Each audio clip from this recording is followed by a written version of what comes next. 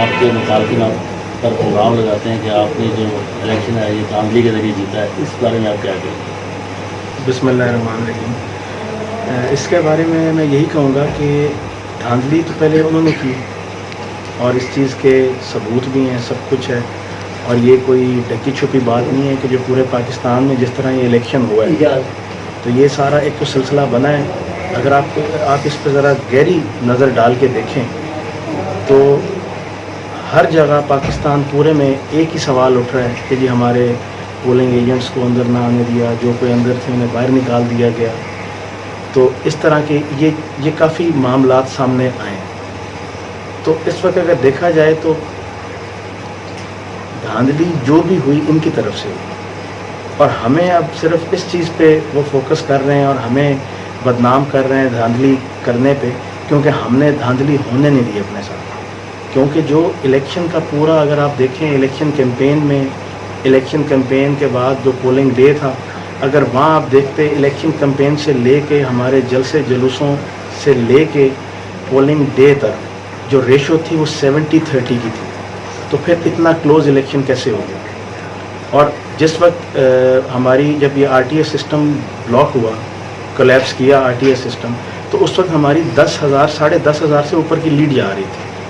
تو are T S system بند ہونے کے بعد یکدم یہ یو ٹرن کیسے ہو گیا؟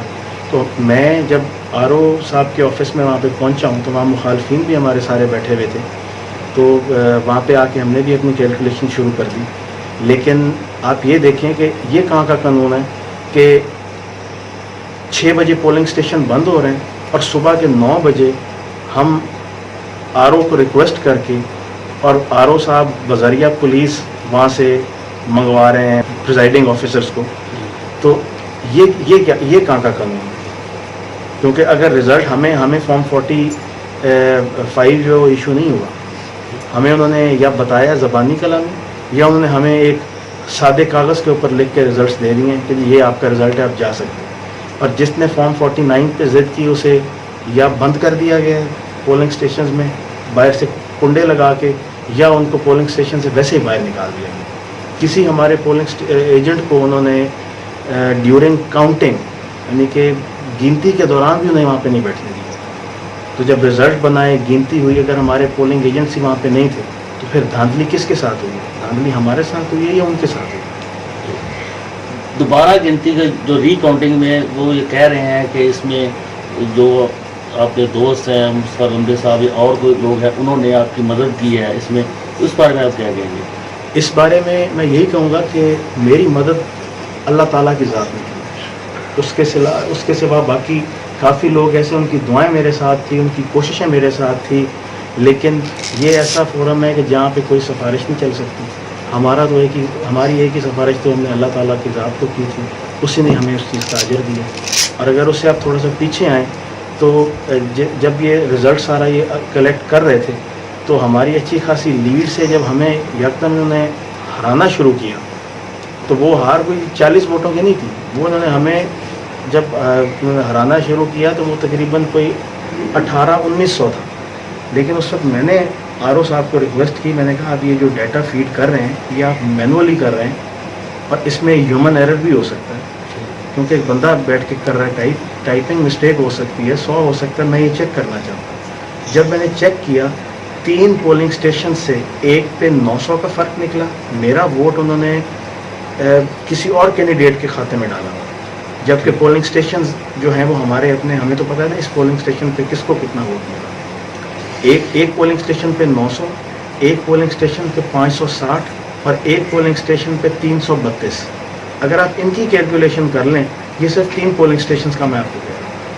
تو پھر دھاندلی کس کے ساتھ ہوئی؟ دھاندلی تو ہمارے ساتھ ہو رہی تھی، لیکن ہم نے سر پہ چڑھ کے ہم نے کوشش کی اور ہم نے اپنی دفاع کیا اور اللہ تعالیٰ نے ہماری مدد کی اور آج ہم کامیاب ہو گئے۔ جو آپ کے مخالفین ہیں وہ یہ کہہ رہے ہیں کہ جو ریٹرننگ آفیسر ہے اس نے آپ کی اس دوبارہ گنتی میں آپ کی مدد کی ہے، اس وجہ سے آپ جیتے ہیں۔ مدد اب یہ دیکھیں کہ جب پولنگ بیگ کھلتا ہے تو اس میں مخالفین کے بھی جو بیلٹ پیپر تھے وہ سامنے آئے اور ہمارے بیلٹ پیپر بھی سامنے آئے۔ اس پہ میرے صرف 2 کورنگ کینڈیڈیٹس، اور باقی پورے آپ اگر دیکھیں تو 18-19 امیدوار تھے، اور 18-19 امیدوار پلس ان کے جو الیکشن ایجنٹس تھے، وہ ایک وکیل جو تھا وہ ان کا الیکشن ایجنٹ بنا ہوا تھا، اور وہ وہاں پہ سر پہ بیٹھے ہوئے تھے، اور یہ کہتے ہیں کہ ہم نے بائیکاٹ کیا ریکاؤنٹنگ کا. انہوں نے کوئی بائیکاٹ نہیں کیا ریکاؤنٹنگ کا. انہوں نے سر پہ بیٹھ کے ایک ووٹ کو انہوں نے ایگزامن کیا، اور ہم اٹھا کے جس ووٹ پہ ہمارا اعتراض ہوتا تھا ہم اٹھا کے ان کے سامنے کرتے تھے، اور وہ کہتے تھے ٹھیک ہے جی یہ ریجیکٹ ہونا چاہیے، کیونکہ آر او صاحب بھی سامنے بیٹھے تھے. اب ایک بوگس ووٹ ہے جس کے پیچھے اسٹیمپ نہیں لگی ہے، جس کے اوپر پریزائڈنگ کے سائن نہیں ہے، وہ بھی انہوں نے اپنا اندر کاؤنٹ کیے ہوئے تھے. وہ بوگس ووٹ تھے کیونکہ وہ بعد میں ڈالے گئے تھے، جس طرح بھی تھا وہ ہم نے نکلوائے. اس کے بعد ان کے اکاؤنٹ میں ہمارے ووٹ ڈالے ہوئے تھے. اب فرض کریں ان کا اگر 100 ووٹ ہے، تو جب ان کو ہم نے ری ایگزامن کیا، جب ہم نے چیک کیا تو بیچ میں سے 4 یا 5 ہمارے نکل آئے شیر کے، تو ان کی کاؤنٹنگ میں 100 ووٹ ڈالا ہوا تھا، جبکہ ان کے 95 تھے. تو جب ہم نے اپنے 5 نکالے تو لازمی بات ہے ہمارے تو 5 پلس ہونے تھے. شیر کے اوپر مور لگی ہو اور بلے کے اندر ووٹ کاؤنٹ ہوا ہو، تو یہ کہاں کا قانون ہے؟ یہ دھاندلی ہے کہ وہ دھاندلی جو ہمارے پہ الزام لگایا جا رہا ہے. اچھا یہ آپ بتائیے کہ جو آپ کی مخالف امیدوار تھی اس نے دوبارہ گنتی کی اپلیکیشن الیکشن کمیشن میں دی تھی، آپ سے پہلے دی تھی یا بعد میں دی تھی؟ جی میں جب الیکشن کمیشن گیا ہوں تو غالباً 30 تاریخ تھی. 30 تاریخ کو کیونکہ میری بھی ایک اپلیکیشن پینڈنگ تھی وہاں پہ، تو جب میں نے چاہا کہ میں وہ چیک کروں کہ میرے وہ ڈاکومنٹس صحیح ریلیونٹ ڈاکومنٹ ساتھ لگے ہوئے یا نہیں، تو جب PP 123 کی فائل آئی تو اس میں سونیا علی رضا کی پہلے ایک ریکاؤنٹنگ کی اپلیکیشن ریجیکٹ ہوئی. صحیح. تو اس کے بعد تو ہائی کورٹ پہ یہ کہہ رہی ہے اس نے اپلیکیشن دی تھی کہ ریکاؤنٹنگ نہیں ہونی چاہیے، تو اس سے پہلے دی کہ ریکاؤنٹنگ ہونی چاہیے. اب یہ تو ان سے پوچھیں آپ نے انہوں نے کیوں کیا. اس کی دو چیزیں ہو سکتی ہیں، یا انہوں نے ہمارا راستہ بند کرنے کی کوشش کی کہ یہ ریکاؤنٹنگ میں جائیں گے تو ان کی ریکاؤنٹنگ نہیں ہونی چاہیے، نمبر 1. نمبر 2 یہ ہو سکتا ہے کہ ہمیشہ ہارا ہوا امیدوار جو ہوتا ہے نا وہ ریکاؤنٹنگ کی درخواست دیتا ہے، جیتا ہوا نہیں دیتا. تو یہ ذہنی طور پہ ہارے ہوئے تھے، انہیں پتہ تھا، انہوں نے اپنی ہار تسلیم کی ہوئی تھی، اور اس وجہ سے انہوں نے. اب اگر ہم پہ یہ کہتے ہیں کہ جی یہ اگر ہار گئے ہیں تو یہ گھر بیٹھ جائیں یا کیوں بھاگ دوڑ کر رہے ہیں، ہم تو اس لیے بھاگ رہے ہیں کیونکہ ہمارے ساتھ ناانصافی ہوئی ہے. تو مولا علی علیہ السلام کا قول ہے کہ جو انسان اپنے حق کی خاطر نہیں لڑتا اپنے ساتھ ظلم کرتا. تو ہم اپنی حق کی جنگ لڑے ہیں، اپنی حق کی خاطر لڑ رہے ہیں، اور اگر فرض کریں آج نتیجہ اللہ تعالیٰ کی ذات نے دے دیا ہے، ہم کامیاب ہو گئے ہیں، تو پھر یہ کیوں بھاگ دوڑ کر رہے ہیں؟ یہ بھی بیٹھ جائیں گا. یہ ایک ویڈیو وائرل ہے قومی ترانے کے حوالے سے، اس پر میں آپ کہہ دیجیے. جی اس میں اب یہ تو آپ میڈیا والے بہتر سمجھ سکتے ہیں کہ کس طرح ایڈیٹنگ کر کے تو وہ لگایا جاتا ہے. مجھے انہوں نے کہا جی آپ قومی ترانہ سے، پہلے میرے سے پوچھا گیا، 1-2 سوال پوچھے گئے، اس کے بعد انہوں نے کہا کہ قومی ترانہ سنا دیں. میں نے کہا میں یہاں پہ نہیں سنا سکتا. میں نے کہا جی سنا دیں کوئی بات نہیں. میں نے کہا یہ نہیں کہ مجھے آتا نہیں، مجھے آتا ہے لیکن میں یہاں پہ نہیں سنا سکتا، سوری. میں نے کہا ٹھیک ہے، اب وہ چاہے اس کو جو مرضی کر لیں، تو اس میں مجھے اس چیز سے فرق نہیں پڑتا. ہر کسی کو پتا ہوتا ہے کہ وہ کیا ہے. مجھے پتا ہے کہ مجھے کیا آتا ہے کیا نہیں آتا، تو میں نے تو قوم کو نہیں دکھانا. ان سے تو سامنے رکھی ہوئی پرچیاں نہیں پڑھی جاتی. صحیح ہے، ٹھیک ہے. میں انہیں چیلنج کرتا ہوں ابھی وہ کسی بھی سوشل میڈیا پہ وہ آگے قومی ترانہ سنا، میں یقین سے کہتا ہوں نہیں آتا ہوں. لیکن میں وہاں پہ جس طرح میڈیا کا ہوتا ہے سارا، وہاں پہ 300 ممبر کھڑا ہے، اتنے لوگ کھڑے ہیں، اکیلا میں ہی نہیں ملا قومی ترانہ سنانے. پنجاب میں PTI کی گورنمنٹ بن گئی ہے تو نون لیگ اپوزیشن چلے گئے. اس کے بعد آپ جہاں پہ جو علاقے میں ترقیاتی کام آپ نے شروع کیے تھے اس کو آپ تسلسل جاری رکھیں یا کیا صورت رہے گی اس کی؟ جی انشاءاللہ کوشش میری ہے، کیونکہ پہلی بات تو یہ ہے کہ اگر آپ حالات دیکھیں تو ہماری یہ پاکستان کی ہسٹری میں پنجاب اسمبلی میں کبھی بھی اتنی اسٹرانگ اپوزیشن نہیں بنی جتنی اس وقت ہم PMLN والے.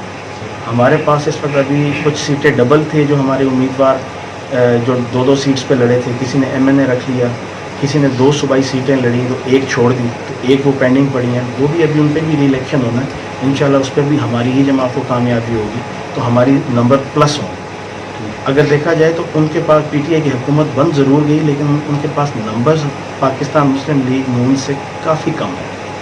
اور رہ گئی بات میرے کاموں کے تسلسل کی, تو اس میں ہر سال کی ایلوکیشن ہوتی, فنڈ ایلوکیشن ہوتی.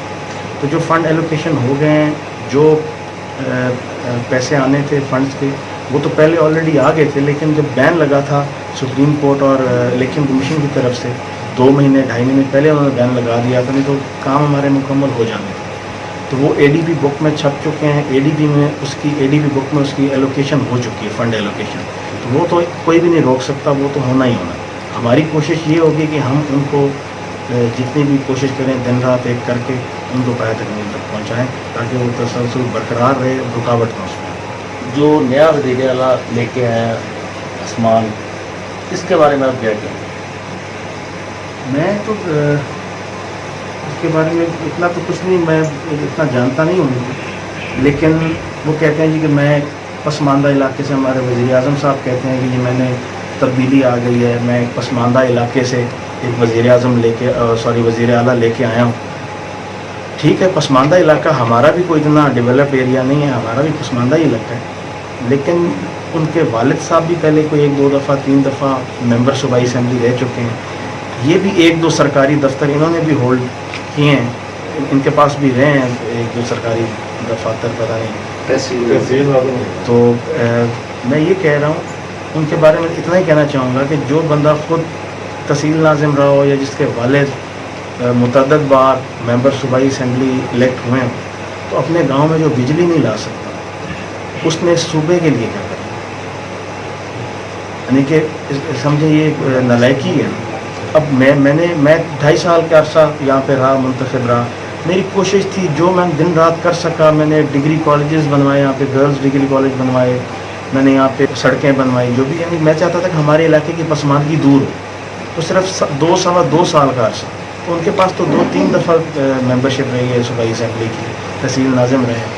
تو جب اس دور میں, بلکہ اس دور میں تو تحصیل ناظم ہوتا ہے, ناظم بہت زیادہ پاورفل تھا, وہ بجلیاں دیتے تھے, سڑکیں دیتے تھے, جو یونین کونسل کے ناظم ہوتے تھے. تو انہیں تو چاہیے تھا کہ اپنے گاؤں میں تو بجلی لگوا دیں. جو اپنے لیے کچھ نہیں کر سکتا وہ کسی کے لیے میری سمجھ کے مطابق نہیں کر سکتا. آپ کتنے ترقیاتی کام کر رہے ہیں 2016 سے 2018 تک, 2016 سے لے کے 2018 تک, بلکہ 18 تو بعد میں آیا تھا, لیکن ہمیں جو پہلے فنڈ ملنے تھے وہ تقریباً 1.5 سال میں 2017 کے تقریباً مڈل میں یا یہاں تک جو ہمیں ملے تھے تقریباً 3.25 ارب.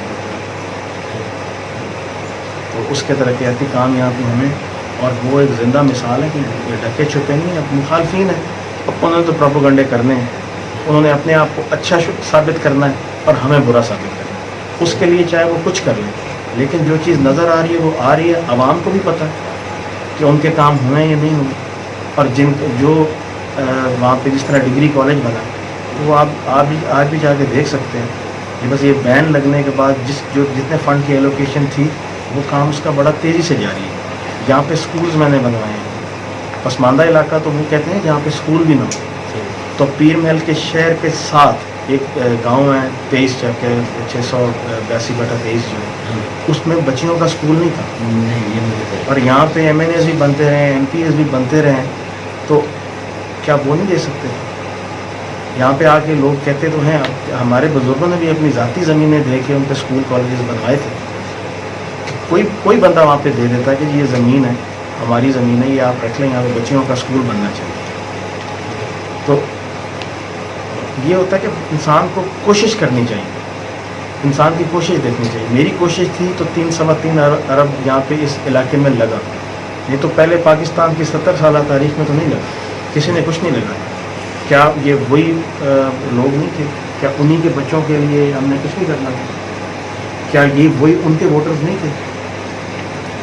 تو ہم نے تو جو کام کیے ہم نے اس میں کوئی تفریق بھی نہیں رکھی. ہمارے جو ڈیولپمنٹ یا جو ہم نے کیے وہاں پہ ہمارے مخالفین کو شاید ہمارے ساتھ جو لوگ ہیں ان سے زیادہ فائدہ ہوا. بہت شکریہ.